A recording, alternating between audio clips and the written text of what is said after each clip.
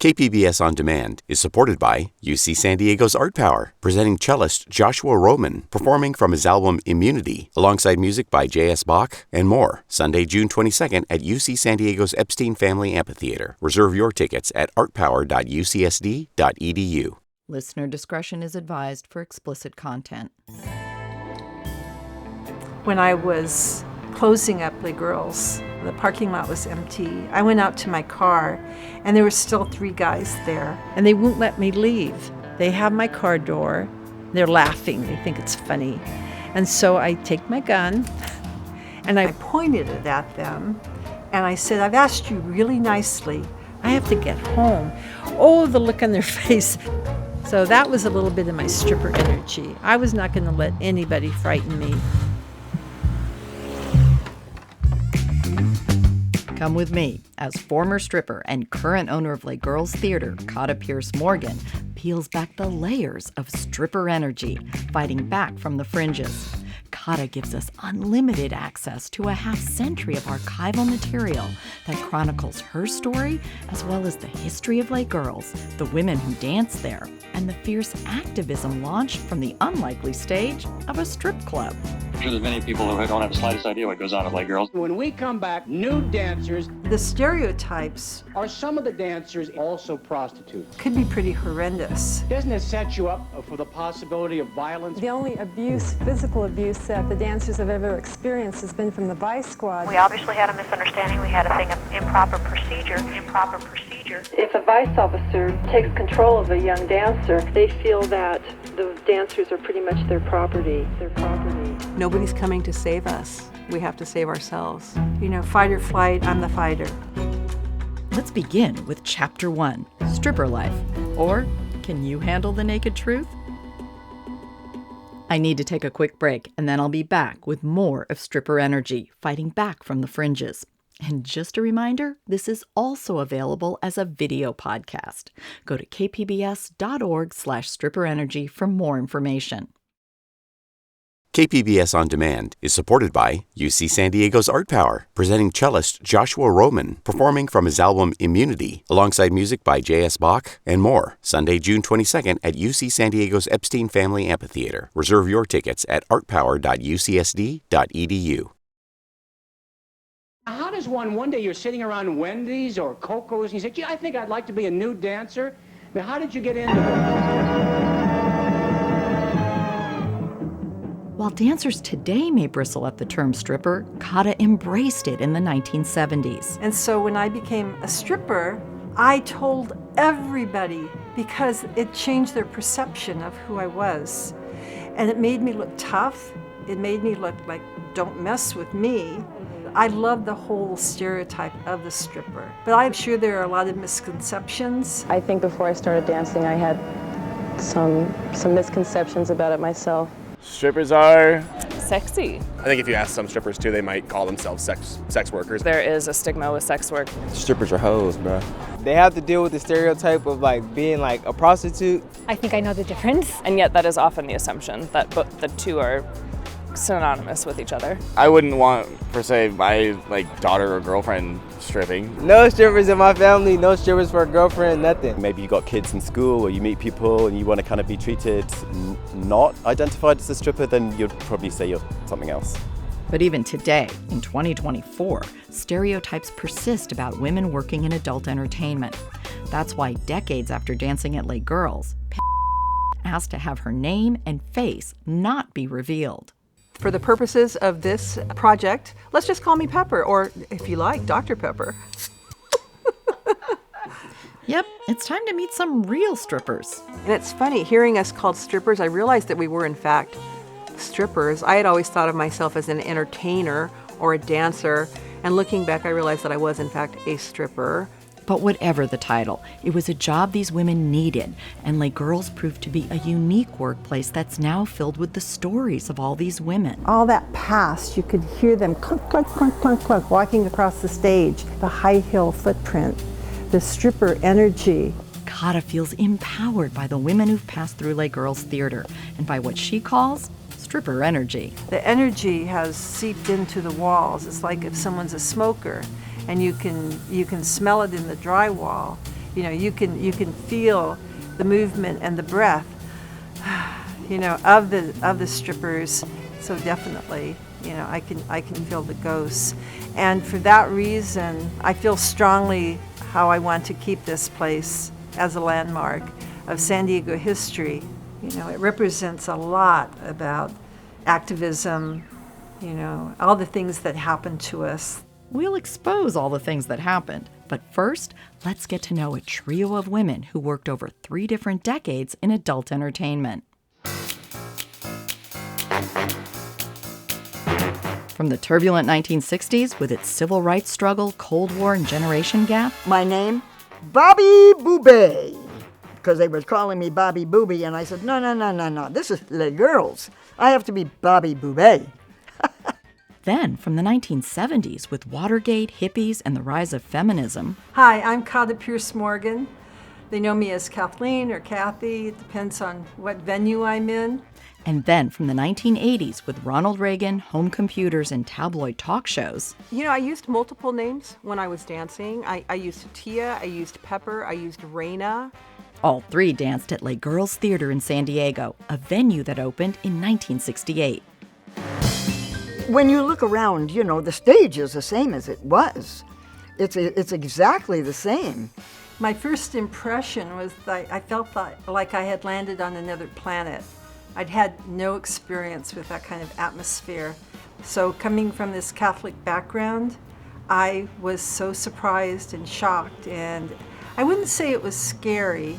I'd say I was dumbfounded, and I didn't quite know how to take it. And this was a circuit. It was Les Girls, Showplace, the bedroom, and the naughty spot. And there was a pink car, and it drove us from one club to the other.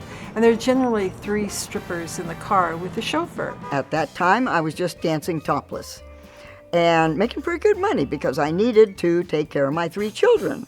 So what do? You work at night and you take care of your kids in the daytime. I came to dancing out of necessity. My boyfriend and I ran out of money. I didn't really have any job skills. I didn't know how to waitress. It wasn't anything I was even inclined to learn how to do. And then I saw the ad for dancing, and I'm like, I think I could do that. We had to audition. Thank goodness I had some sense of rhythm, and I didn't really have dancer clothes. I had some lingerie. I had a trim figure, and they hired me. They did not know what to do with me. I remember the awkwardness of it because I was a trained ballerina. I wasn't very sexy. They tried to edge me up. So at Les Girls, they showed porn movies. And so I had porn splashing on my body. You know, I'm pretty sure on my back I had people, you know, having sex.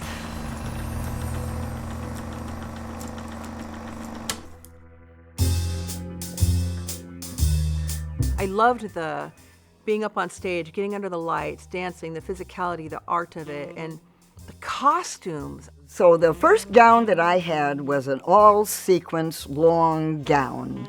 And basically it was just a regular gown. So I put the breakaway zipper in the back. Oh my gosh, I loved the theatrical costumes and the art of removing a costume in a certain way. You know, you kind of came on stage and you walked around and you had gloves. And so you took your gloves off and you know, dropped them. Then you can look over your shoulder and be flirty about the way you take the costume off. Reached back and unzipped your breakaway gown, and when it came off, the audience gasped. That is fun. You can do things suggestively. So when you move the boa and it falls, it's touching your body as it goes down to your arm.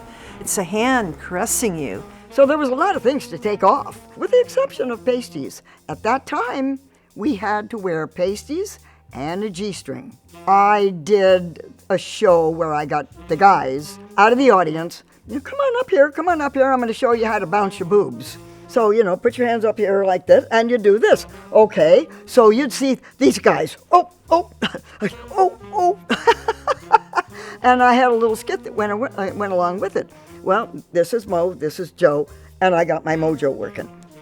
If you can meet somebody's eye and really smile at them, you can reach somebody at a deeper level. Yeah, there's people may look at you and objectify you in a certain way, but if you can meet somebody's eye and really smile at them, you touch them in a way that's different. People remember that.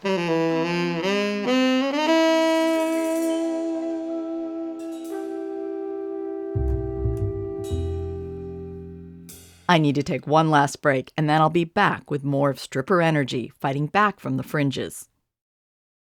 KPBS On Demand is supported by UC San Diego's Art Power, presenting cellist Joshua Roman, performing from his album Immunity, alongside music by J.S. Bach and more, Sunday, June 22nd at UC San Diego's Epstein Family Amphitheater. Reserve your tickets at artpower.ucsd.edu. We are in the infamous Slay Girls dressing room. I loved the camaraderie with the girls.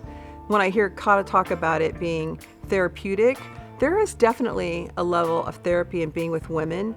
And when you take your clothes off, there is an added level of vulnerability. And we were really well structured as a body of women, to create an environment that met our needs. I used my dancing career to put me through school. You weren't stuck to a schedule. You were able to dance when you wanted to and whatever hours you wanted.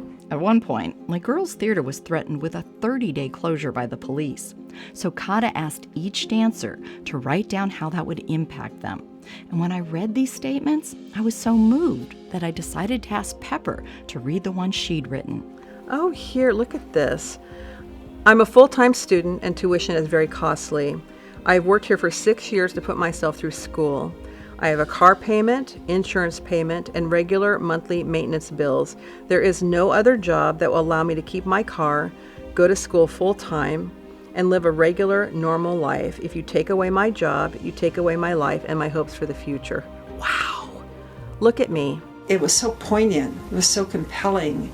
So since that time, I've graduated college. I never showed anybody those statements, those handwritten, in blue and black ink. I never showed it to anybody. I didn't think it mattered. So apparently it does, how they felt. I mean, in the end, it was a great life for me. I did it for a long time. I danced for almost 18 years.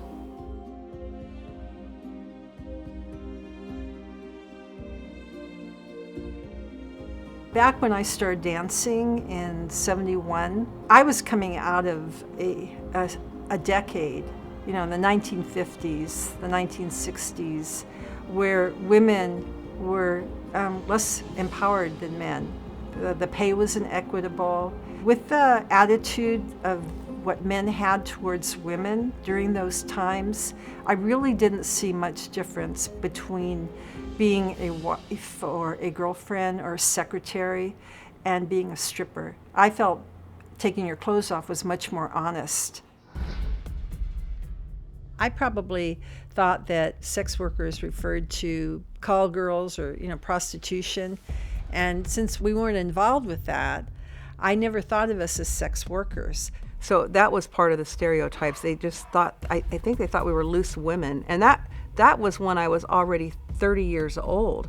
And so back when we were starting to dance, we had to say that we were working somewhere else because the public generally believed that we were prostitutes.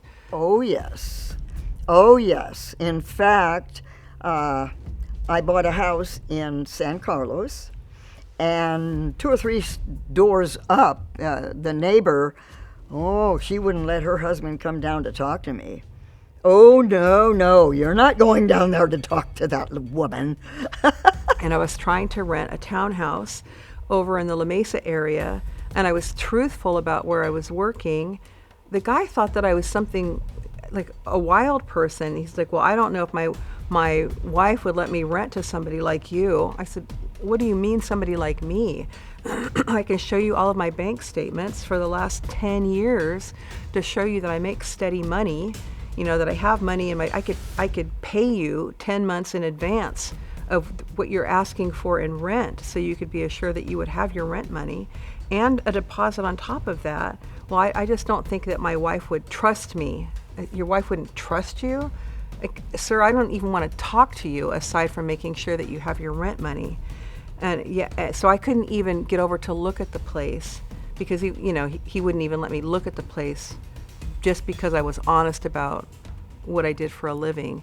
I remember my first shock was when I was 24 and I went to a party and I said that I was a stripper. And I remember the look on her face, that she was, I don't know, disgusted, mistrusting. It was such an awkward party for me. And that was my first taste that maybe not everybody's going to react the way, I would like them to react. Let me think how old I was, probably 23 or 24. I was renting from a lady in Point Loma. We lived on West Point Loma Boulevard, my boyfriend and I. And I ended up suing her for slandering me. She told the neighbors that my boyfriend was pimping for me. I won the lawsuit, but in the end I lost the war because I ended up having to move anyway. And so I won. I had a jury trial and I won, and they awarded me $100 because even with winning, all they thought it was worth was $100 because they couldn't really see I was harmed by that much. I mean, it's terrible to think about that because sure, you're vindicated, but are you really? Because they didn't really see how I was harmed by that. Calling somebody a prostitute, it's terrible.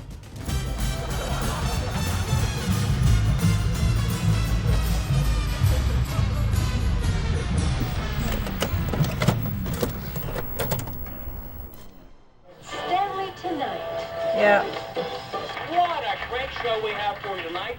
We have some new dancers here. It's going to be something. They're going to tell us what's it like to dance nude in San Diego's clubs, particularly lay girls in the body shop. All right, this is one of these questions. Does your family know what you do? Yes. And have they ever watched you dance? No. All right, did they try to discourage you from dancing nude? No. They never did? No. All right, what is it like being up there? I know you're very attractive, and is it a very exhilarating feeling to be in front of all these men, or do you kind of tune them out? What are you thinking when you're up there? Oh, my goodness. Because I couldn't believe what he asked me. Stanley. This is a copy. It was when I was on the Roger Hedgecock show on July 24th, 1990. Let's see if we can hear any of that. Good morning, welcome back to the Morning Talk Forum, and welcome now to our studios, Kathleen Pierce and Pepper. He had a preconceived idea that he stuck with, and there was no changing his mind, as the interview goes on. She was extremely happy that her daughter's naked body was visible to strangers in a room full of men who were looking at you dancing. She was happy about that. Now, come on. Oh my God, what a conservative tool.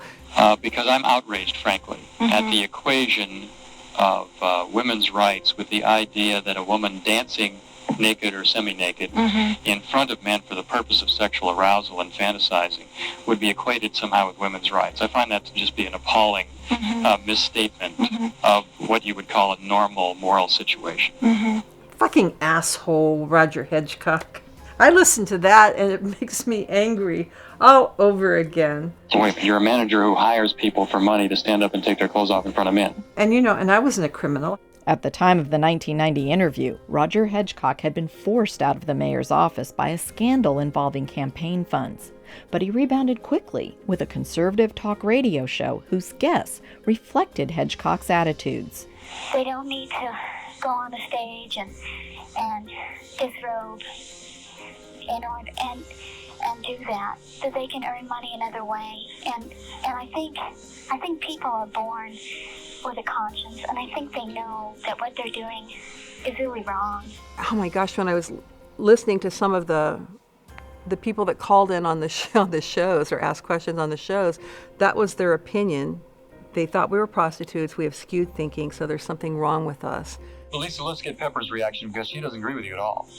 Not at all. I think that until you have set foot into lay girls, that you really don't know what you're talking about. Pepper, do you feel exploited by the lay girl situation? You're hired to take her clothes off in front of men? Not at all. I'm an entertainer. I have never felt that I am dancing for the sexual arousement of men.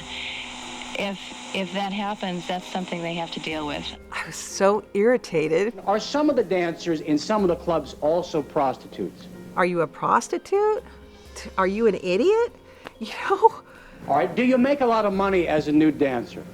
I make just enough to pay my bills. That's all I really need. All right, but do these men want to go out with you?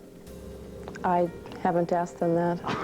I don't know why he wasted the airtime with that dumb question. You know, if two strippers are going to be on TV, they are not thinking in terms of what we represented.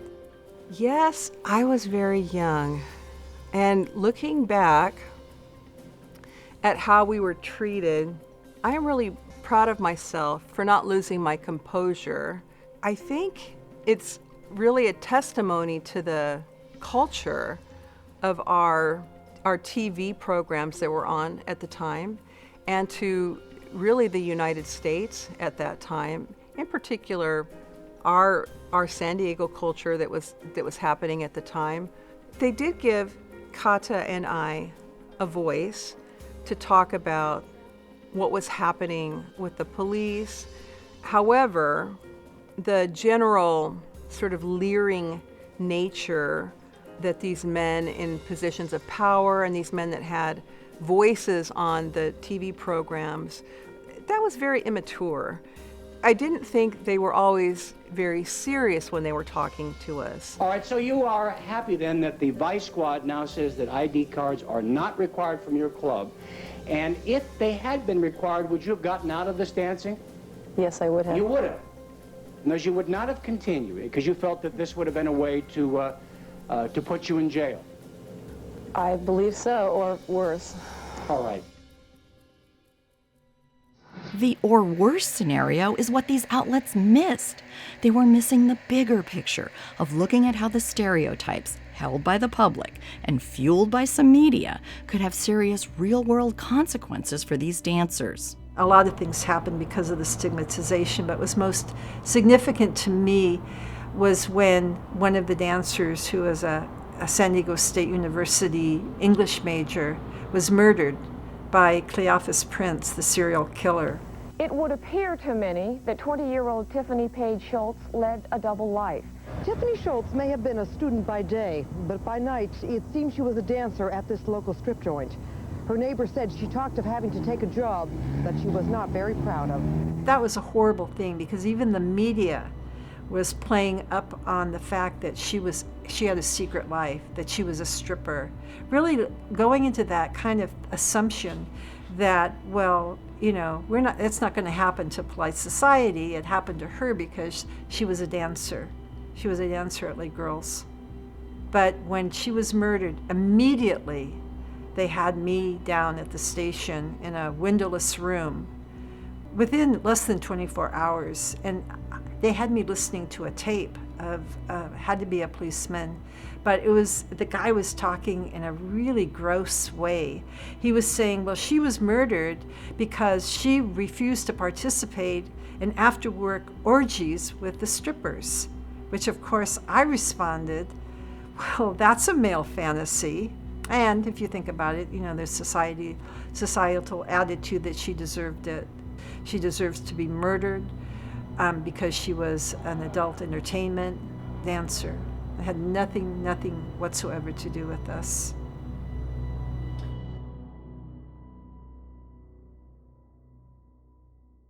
That societal attitude allowed police to think that certain murders, assaults, and disappearances could be treated differently and even ignored if the victims fit the category of NHI, or no humans involved. They're talking about the fringe women, and that being an exotic dancer, we were lumped right in with the hookers and the drug addicts and the biker gang women.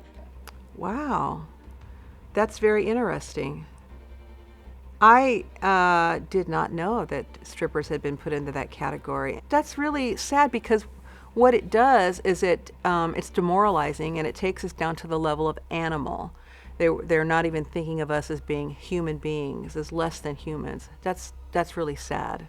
Actually, it's a godsend. It's giving me clarity as to why they treated us the way they did. And I think about the cops, the different cops, the things that they did to us, and they did it without accountability. And for once, I'm starting to see it.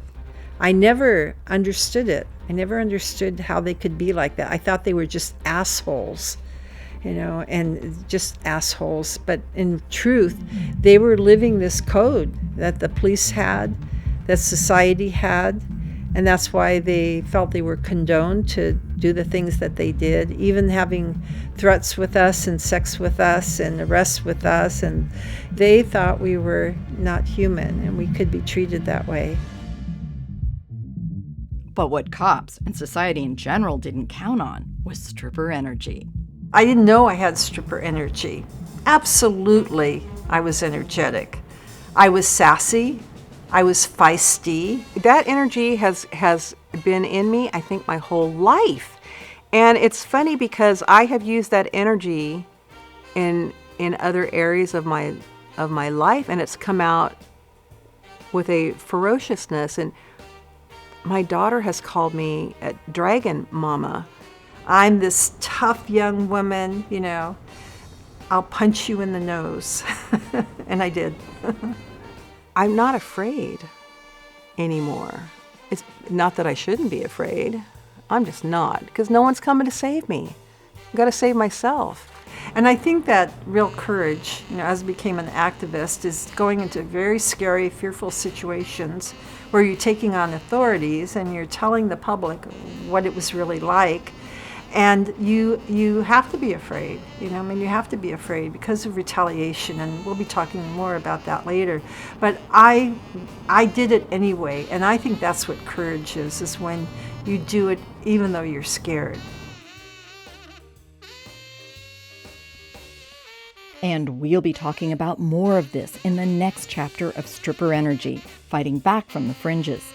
In order to understand the climate of fear Kata and the dancers were living with for decades, we need to meet Kata's late husband, James Morgan. He's the not-so-silent bystander whose lifelong refusal to put up with abuse, injustice, corruption, and harassment is where the whole story of Les Girls really begins.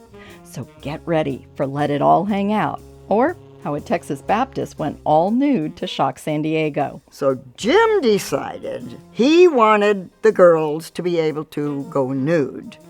And that's when the show in the back room, Let It All Hang Out, was born.